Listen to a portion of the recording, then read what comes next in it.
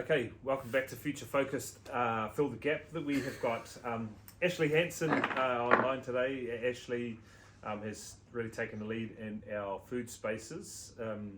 So we really want to address the supporting the sector around what we are doing in this space, and nutrition is a massive part of what we do. So Ash, do you want to just give a quick background on where you've come from? Sure. So I came from the New Zealand Navy, served roughly 9 years in there. I was a chef for my whole 9 years within the military, and over that time, I did multiple courses and multiple promotional courses, brought in new nutritional standards, lots and lots of stuff, lots of trips, lots of different ways of cooking, I would say. You cook ashore, you cook for officers at high-end functions, things for like the PM or visiting like officials, and then you go to sea and you cook for weeks on end with limited rations and all of that. Just a lot of background in different kind of areas. Nice. But it's been interesting moving into an ECE space where it's slightly different.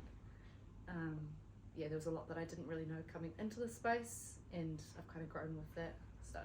So some of the, just talking really about the value that the nutrition side adds in your experiences and what we've seen in the last kind of couple of years, what value is us taking control of the nutrition space bringing for children and families? I would say taking control of it is just, I would say, giving kids the chance to explore new foods, but at the same time also having a bit of consistency with foods. They can get used to foods, textures, flavors, but also having a balanced lifestyle. When you think about it, a lot of kids probably go home, and sometimes it's probably easier for parents to, not really have to make a bougie dinner or anything like that, but knowing that they've had that whole day where they've been fed really, really well, and that they've had a good balance of food throughout the day. And what is in that space, because we've really moved into the same menu going across the centres, which has been a really powerful piece and consistency. But when we're talking about balanced, what are we talking about there? So for me personally, I would say that balanced was more so not 100%, or when you say it like that, sounds weird, not 100% health-based, so everything that you make isn't 100% healthy. Kids are still getting introduced to things like good fats, good sugars, things like that. They're still experiencing things that they probably do at home. They're eating foods that they're probably familiar with, but they're also getting veggies, fruits, lots of nutrients in other ways, lots of proteins, iron, all that. But also, not letting them miss out on the stuff they do like, the stuff they know, because that's a huge key part in them actually eating throughout the day.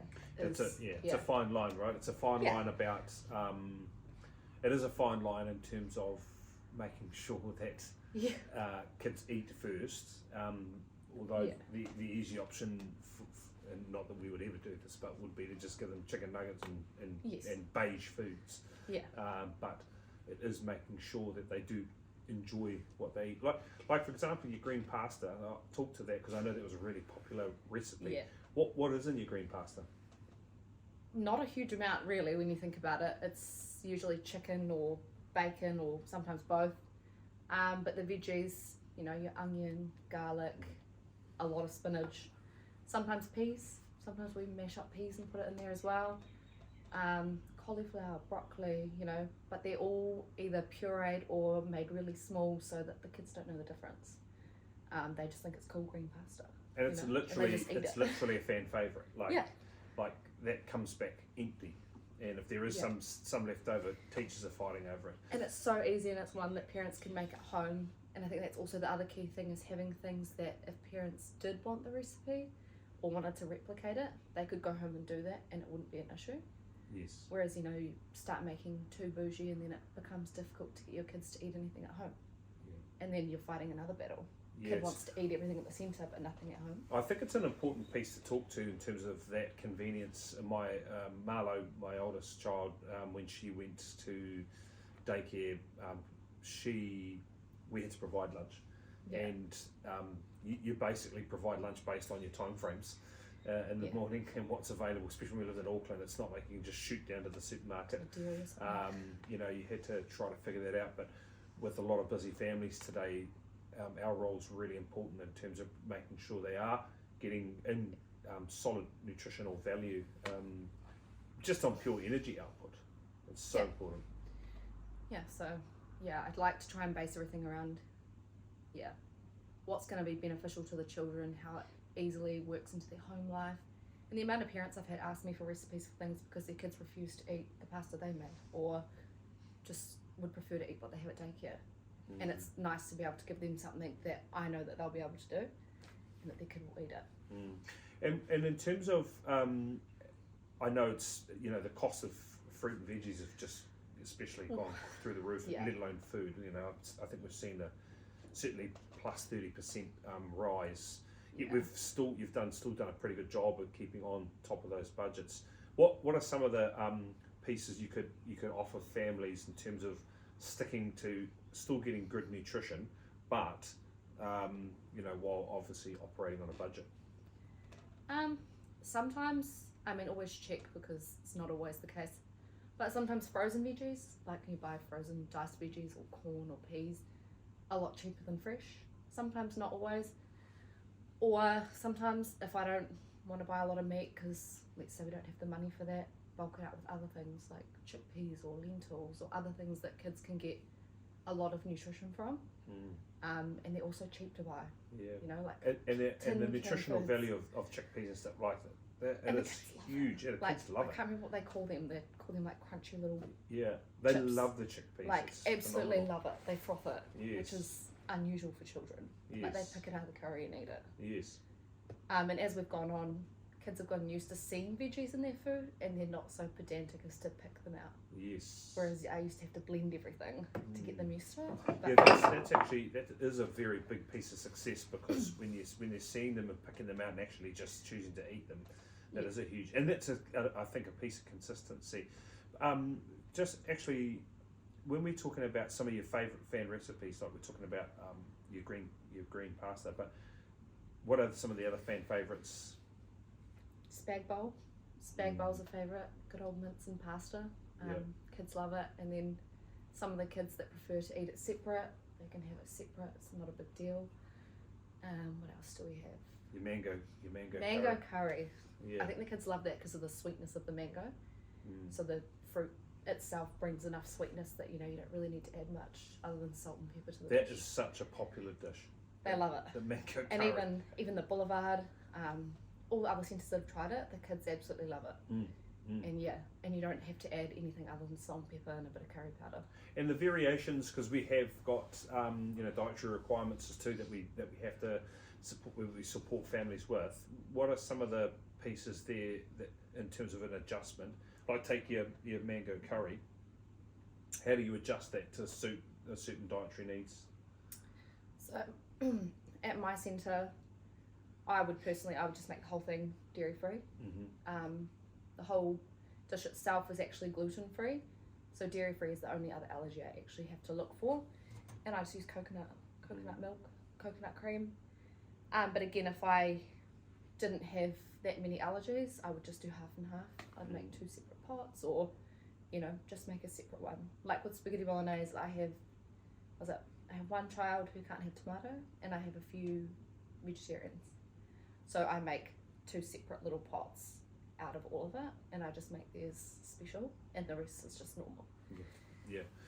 So most of them, it's not hard. You just have to remove 1 or 2 ingredients, and they can still have it the same way that everyone else has it. And talking about the menu, so what are you planning, and what's your menu look like? I always like to have like a fun one that the kids love, like pizza or sandwiches. The kids love that, and when they go on excursions, they can easily take that with them if they wanted to. But I also like to have a good solid 3 days where they're having quite hearty, like warm meals, especially throughout the winter. And those are the ones where I can get the most veggies and the most nutrients in without them actually knowing. And we rotate, rotate on a fortnightly, so you plan a fortnightly menu, right? Is that how you're working? Yeah, at the moment it's about fortnightly, whereas before it was about monthly. But since myself and Takira have been working together, we're just bouncing ideas kind of off each other. It's quite cool seeing you guys, and we're bringing in new chefs. We've got Leroy at Pat Beach, and Beth starts next week. And we're really excited because they're bringing a bit of enthusiasm towards what the dishes might be. I mean, ultimately the success is about if kids are eating, right? Yeah, and there's nothing more disheartening really from both sides when, you know, a child looks at their food and goes, oh, and the pig bucket's full. Yeah, or they just kind of pick at it and leave it. So the goal for me is always I would rather they ate something and have it be slightly less nutritional per se than have them starve all day. Yeah. Because then that creates an issue. It is a real fine line. It is a fine line. Creates an issue for teachers. You know, the kids, you know, get moody because they're hungry and they don't know how to express that, and so it creates an issue when kids are not eating. And I personally don't want that. I don't want to be seeing food in the bin. Neither do you. No. We don't want to be wasting money, especially at the moment with the cost of living crisis, everything. I just think we might forego a little bit of health just to make sure that it actually is very tasty. I would definitely say that's more my approach. And look, the level of output that children have, then it's not like they're sitting down idle watching a device. They're literally running around playing all day, and by the time they roll around, I mean, I'd love to get a caloric output on it because they're burning so much calories. more than what they probably. I know.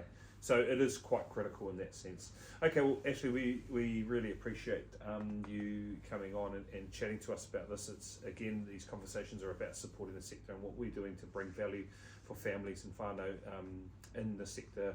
So we really appreciate your work with food.